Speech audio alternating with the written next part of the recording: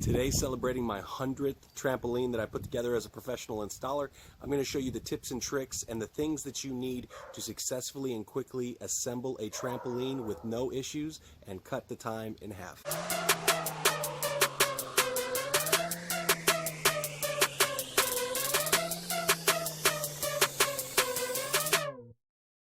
So the first thing you want to do is you want to throw away the tools that they give you because if you use these, they will tear up your hand.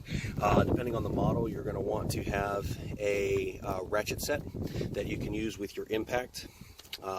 You'll also want to have a set of the Allen wrenches, depending on the model that you have. So if you're going to be doing professional assembling, you want to have a ratchet set and an Allen wrench set that you can put on your impact. You also want to have a mallet just in case, because sometimes they're pressure fit together, so you need to mallet them together. You'll want to have a pair of gloves because a lot of the manufacturers put manufacturing grease on the pipes and fittings when they send them to you. And you'll want to get a professional spring puller.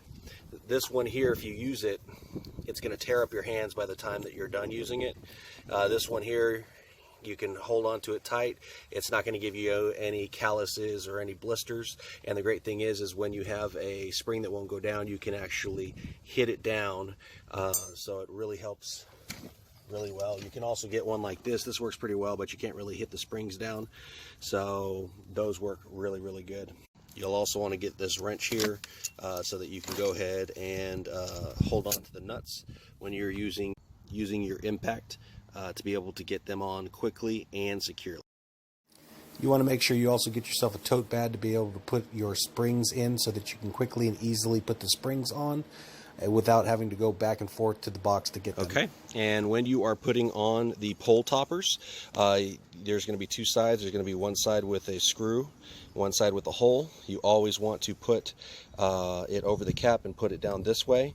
I've actually had to do some disassemblies and reassemblies because people put it in this side and cracked the whole casing, and so they're falling apart.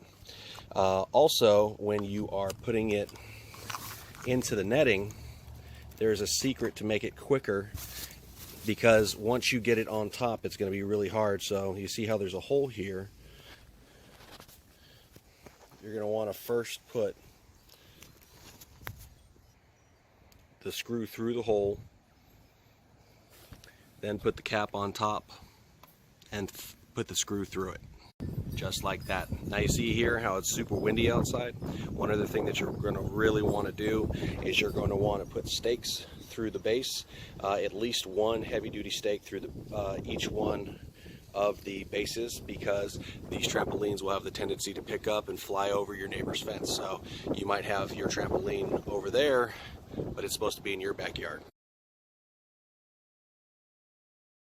When you start assembling the springs, you need to put one spring on one end, one spring on the other, one spring there, one in the center, one on each end, and then you split it in half each way. If you try to start on one end and go all the way around, you will never put your springs on. A lot of people who don't read the instructions make that mistake.